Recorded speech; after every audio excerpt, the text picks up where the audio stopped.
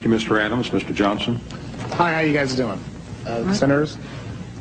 One of the things I wanted to bring up, first let me tell you who I am. Name's James Johnson, co-founder of a group called E Pluribus Unum, and one of the leaders and spokesperson for the Ohio Unorganized Militia. I've spoken to many groups around Ohio and in other states, and I've also helped start some groups. Now, what I wanted to touch on was what Mr. Thompson said. I think he focused on a key point, which was why these groups are forming. Why is it growing like it is? And that's some of the topics that need to be addressed, and I think maybe you can talk to some people on the inside like you have here to answer those questions. To put it to you bluntly, some of the legislation that's coming out of Washington, some of the executive actions that are taking place, ladies and gentlemen, these things started a revolution 200 years ago and got this country started. And the people are seeing this. The national news media and the actions of this government is some of the best recruitment we could have. We don't have to say much. All you have to do is talk to the average person out there to tell you, how do you feel about your government? And the people you look at here, we're the calm ones. We're the ones that calm people down. Now, I'm speaking here as a representative for my state and other groups that I know of. The animosity that I see out there between the citizens, all of them, and the government is frightening. What they did was, after listening to all these abuses and government atrocities that you're going to hear here today, and they saw that they were going to no avail, they decided to see what they could do to become part of the solution. They looked into the law, and under Title 10 U.S.C. 311, saw a phenomenon known as the unorganized militia that consists of all people, even the people taking these pictures right here, everyone. And they began to form themselves in units for their own self-defense and their self-preservation. Now, the way we stand now, and it's good that we're getting these views aired out, because 200 years ago, the British didn't get the hint until they saw dead redcoats out there. But this time, maybe we can get this out in the open and have things resolved.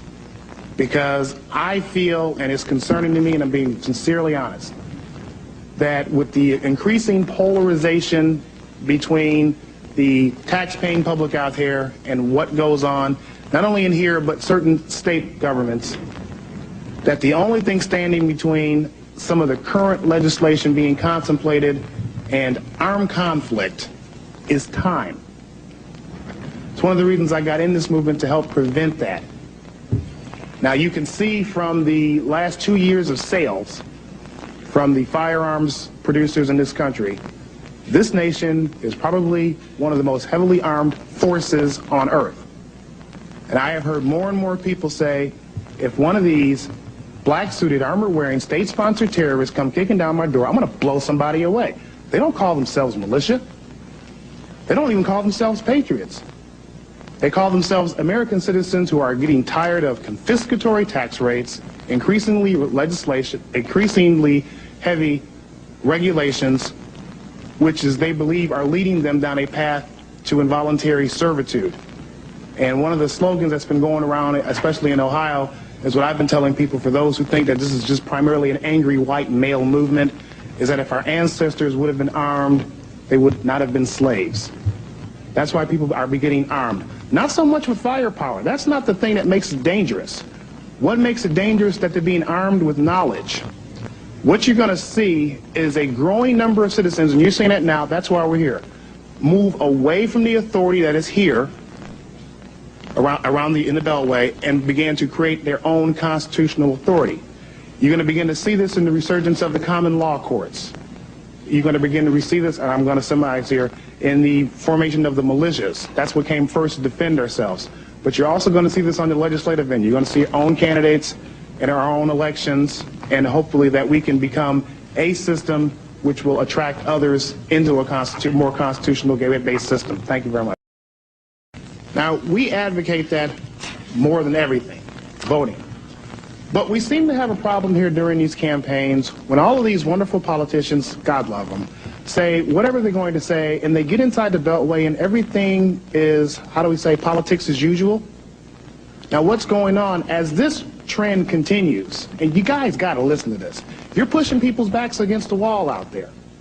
We got people out there hungry, like I'm talking about, people out there starving, and people tired of getting terrorized by law enforcement. Well, I shouldn't say law enforcement. I will support law enforcement whenever they support the law. I'll just call them enforcement. They're getting outright economically terrorized, socially terrorized. I mean, the political correctness is getting out of hand. That is why these people are, what they're doing, what this militia is now, it's a mindset. It's the civil rights movement of the 90s. It's people sitting there with "Don't tread on me" stamped across their forehead. There's people drawing a line in their sand. That's what it is. Nobody's going to go out there and shoot things. Nobody's going to go out there and blow up things. We're not baby killers. We're baby boomers. We're not terrorists. We're taxpayers. We're not extremists. We're just extremely ticked off at the way the government is deviating away from what's going on around here. And when I say we, as this militia, as this little covert group out there, no, it's everybody. Now, just because you say we're going to form ourselves a militia, it doesn't make you the militia. What we stand for here is the Constitution. That's it. Right now, the militia, I look at it as a constitutional safety net. What you have are these groups who are organizing themselves in a manner that the Constitution will be preserved, no matter what kind of action this government or any other government takes. That's the little friction point you're going to run into there. One of the things that was mentioned here earlier, I think Senator Specter mentioned it.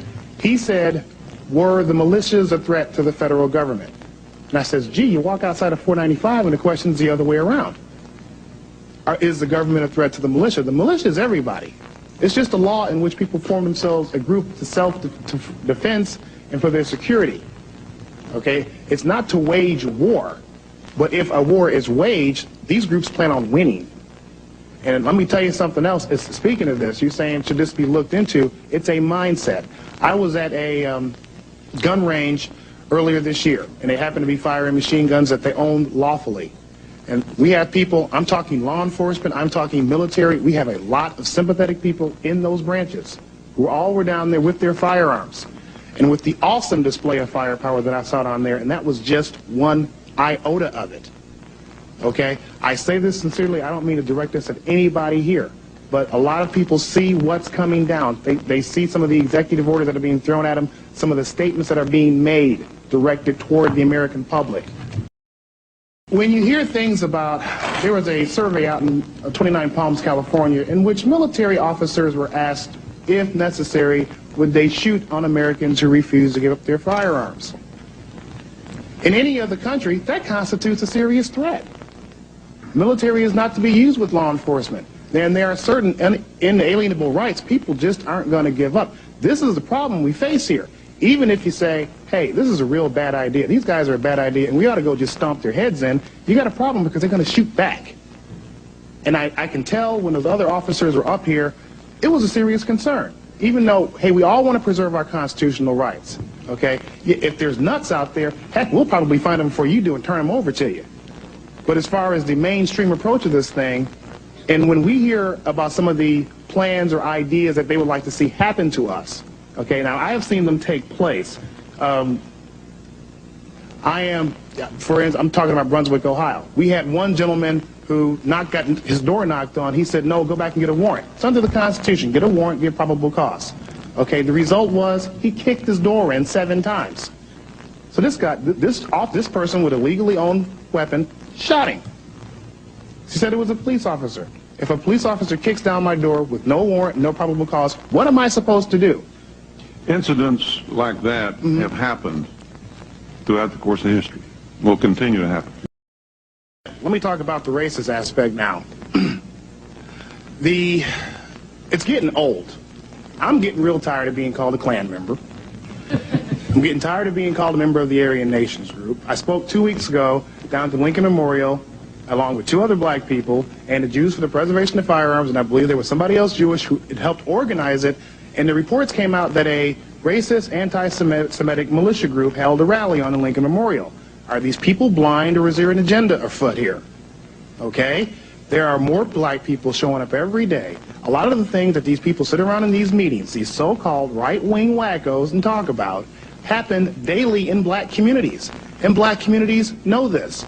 The first people concerned seriously about neighborhood house-to-house searches and seizures were over in Chicago. They were black. Good grief, almost half the people in Waco who got killed were black. This movement isn't about guns and skin color. It's about liberty. It's about freedom. Amen. The same kind of legislation we're seeing coming down on everybody now came down on blacks just after the Civil War. That's why they're getting involved in this thing. And it's going to come eventually to somebody, you know, as you keep ignoring us and saying, well, these guys are just a bunch of angry white men. Well, Pardon me for interrupting, but they have started the vote now, so we're going to have to conclude in just a few minutes. Okay.